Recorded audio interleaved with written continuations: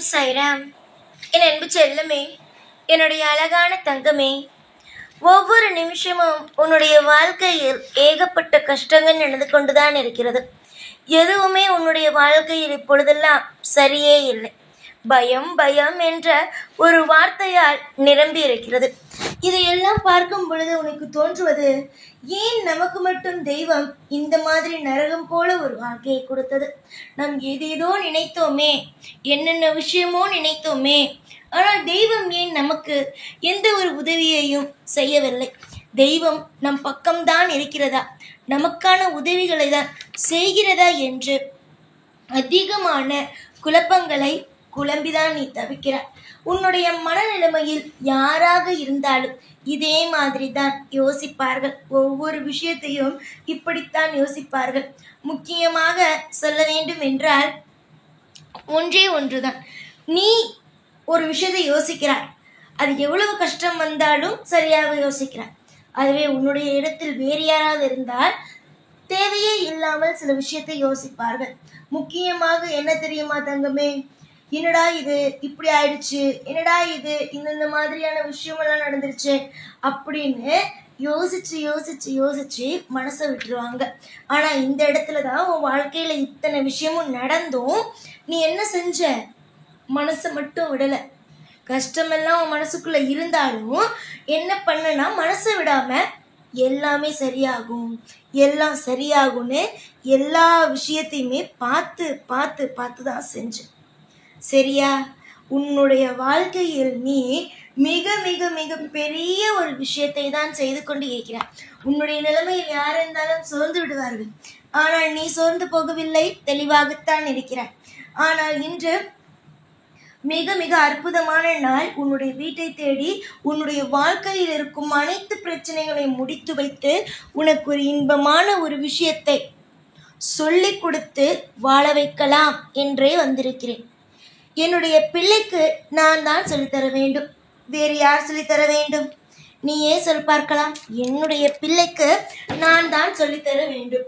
வேறு யாருமே சொல்ல முடியாது, சொல்லிக் கொடுக்க முடியாது.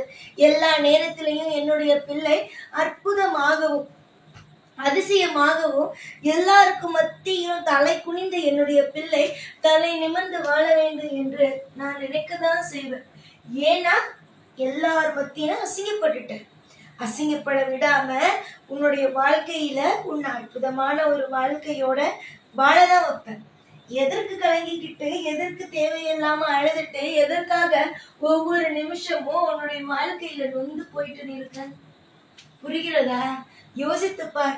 எத்தனை விஷயங்களை கடந்து வந்த, ஒரு விஷயமா ரெண்டு விஷயமா, எத்தனை விஷயங்களை கடந்து வந்த. ஒவ்வொரு நிமிஷமும் வாழ்க்கையில இப்பொழுது மாறும் அப்பொழுது மாறும்னு சொல்லி சொல்லி சொல்லி நிறைய நீயே உன்னுடைய மனசுக்குள்ள சொல்லிப்ப, இந்த விஷயம் மாறிடும், அந்த விஷயம் மாறிடும்னு. ஆனா எதுவுமே மாறாத பொழுது நீ அப்பொழுது மனம் விடவில்லை. எல்லாம் மாறும், ஏதோ நேரம் இப்போ சரியில்லை ஆனா மாறுங்கிற ஒரு மனசுல ஒரு சந்தோஷத்தை ஒரு ஊக்குவித்து கொண்டு நீ நன்றாகத்தான் இருக்கிற.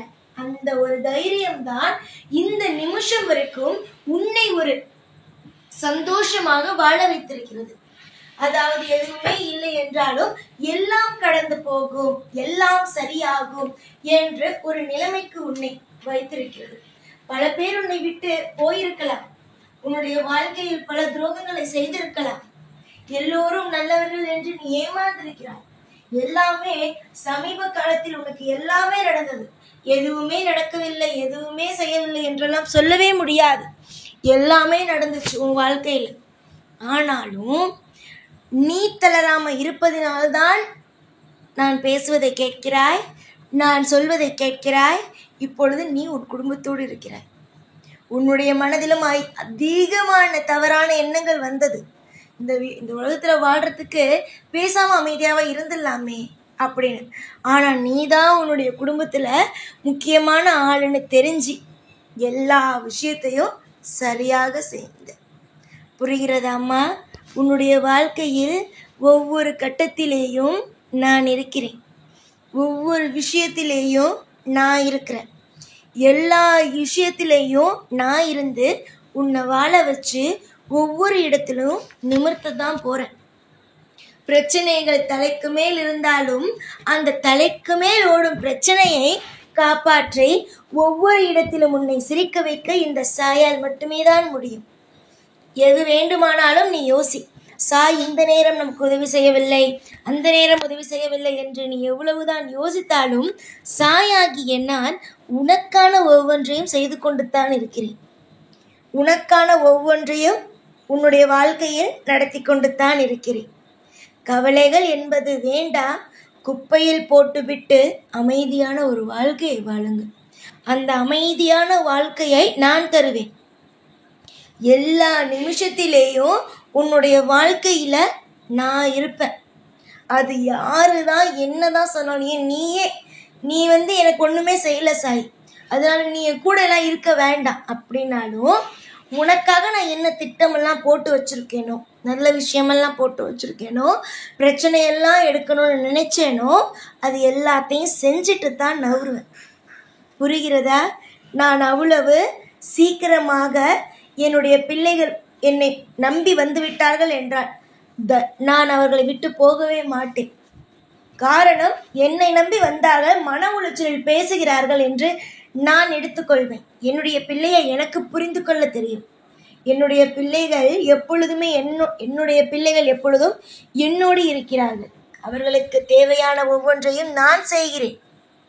அப்படி இருக்கும் பொழுது அவர் உன்னுடைய மனநிலைமையும் எனக்கு புரியும். கஷ்டத்தினால்தான் சாய் நீ எனக்கு வேண்டாம் என்பார் சில நேரத்தில். ஆனால் அதுவே ஒரு விஷயம் நல்லது நடந்தோடனே, சாயி நான் அன்னைக்கு சொன்னது தப்பு தான், இனி இருந்தாதான் சாய் என்னால் வாழ முடியும் என்பேன். அதனால நான் எப்பொழுதும் உன்னோட தான் இருப்பேன். நீ மனதாலும் எண்ணத்தாலும் தூய்மையான ஒரு பிள்ளை. உன் கஷ்டங்கள் முடிந்தது, பிரச்சனைகள் முடிந்தது. உன்னுடைய வீட்டில் நான் வந்து அமர்ந்தேன். இதை விட உனக்கு என்ன வேண்டும்? நீயே சொல் பார்க்கலாம். இதை விட என்ன வேண்டும்? பல்லாண்டு காலம் திருப்தியான ஒரு வாழ்க்கையை வாழப்போகும் என்னுடைய பிள்ளைக்கு நான் இப்பொழுது இந்த நிமிஷமே வாழ்த்துக்கள் சொல்கிறேன். வாழ்த்துக்கள் என்றால் என்ன? நீயே சொல்.